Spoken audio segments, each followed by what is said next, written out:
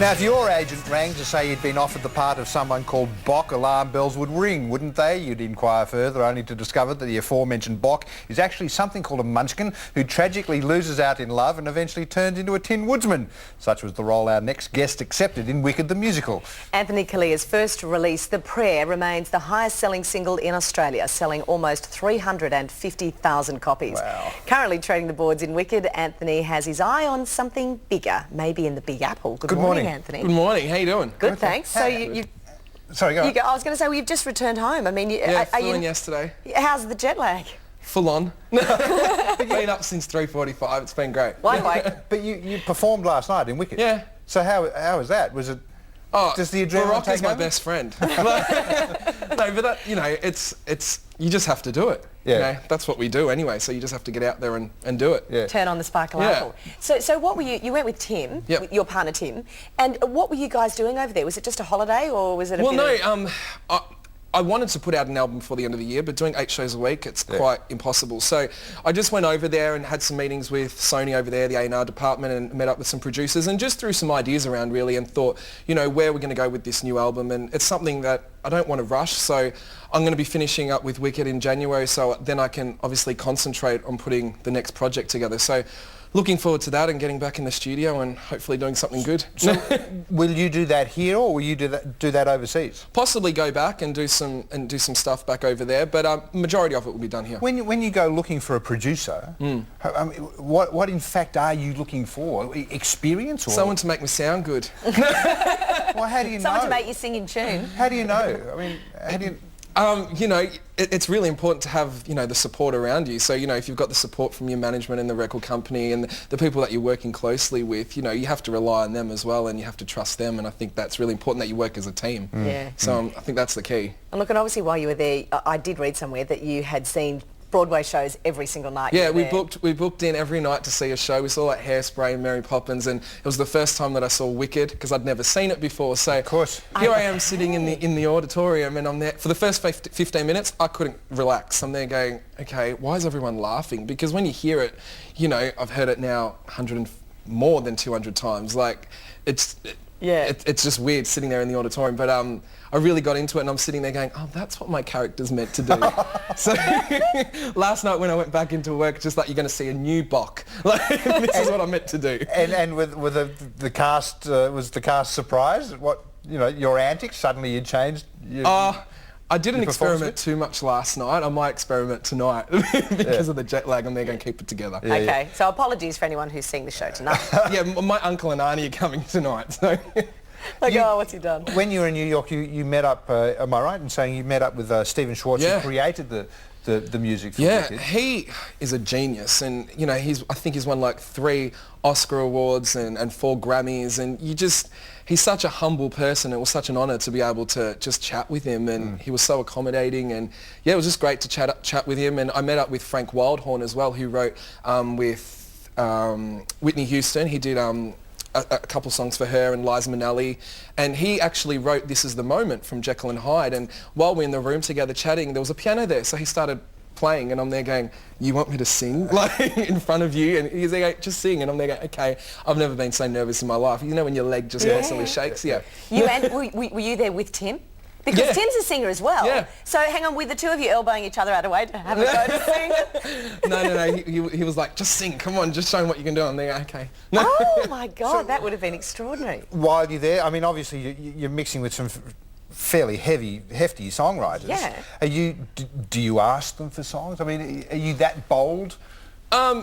You sort of insinuate, like, can you write me a hit? Because if you're going to ask anyone, ask Frank, because, he's written quite a few hits. But, it was just great to obviously meet up with them and get to meet them and possibly do some work in the future with them. Was it your first trip to New York? Yeah. It was so cold. Isn't it amazing? Yeah, it's cold, but...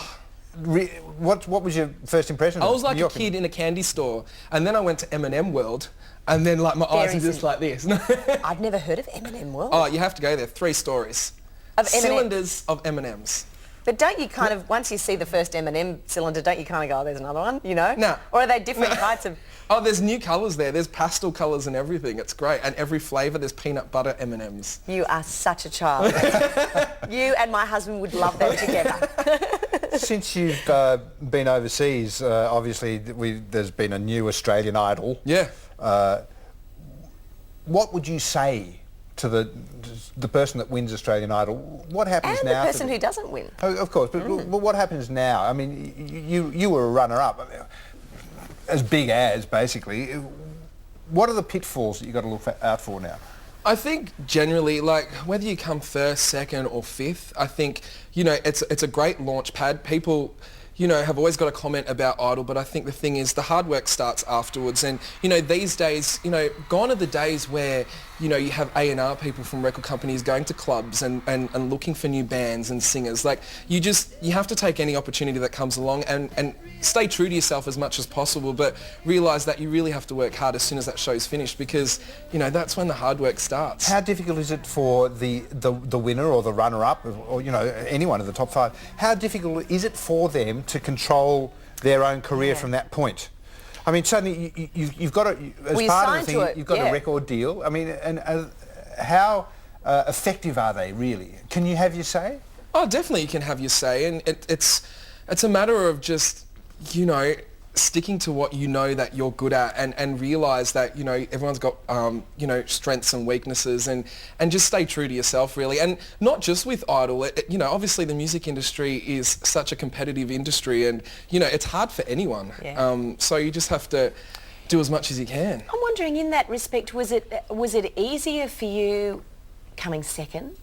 Because you didn't have all of the I guess the swamp-like attention on you, you could actually kind of do your own thing, because really it was the winner that everyone kind of concentrated on immediately after?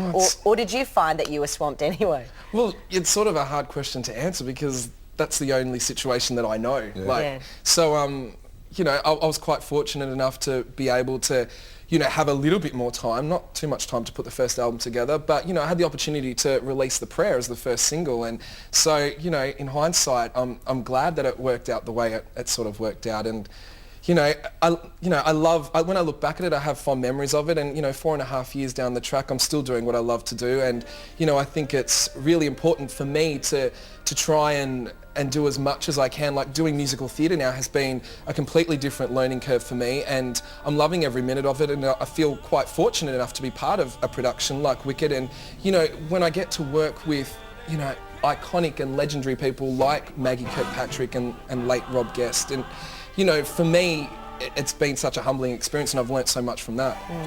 You mentioned Rob Guest, who so sadly died during, you know, the production. How does that affect a cast? And how do you carry on? Yeah, because you shared a room, a dressing room with him. Yeah, it was quite a shock. Like, especially the night before, he was actually at our house with his partner, and we were having drinks, and then you know, the next night it happened, and we went to work on Wednesday, and it was weird because Rob never takes a show off, and Rob and Cal weren't there, so we all knew something was wrong, but we didn't really find out until after the show, and they told us what happened. And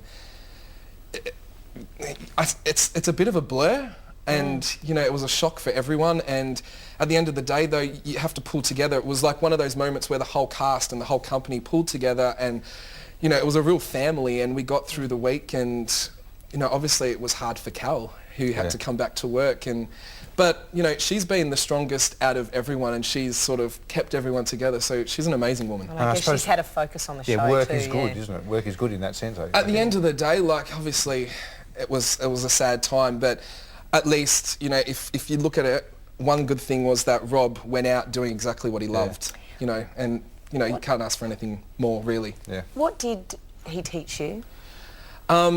He was like the true professional, and you know, whether he was down or he was having an off day, when he comes into work and he walks on that stage, he always gives 110%. And just the way he dealt with people, you know, whether you were working in the sound department or whether you were the leading lady, like, he treated everyone with so much respect. And yeah, just as a person, he was such a beautiful person.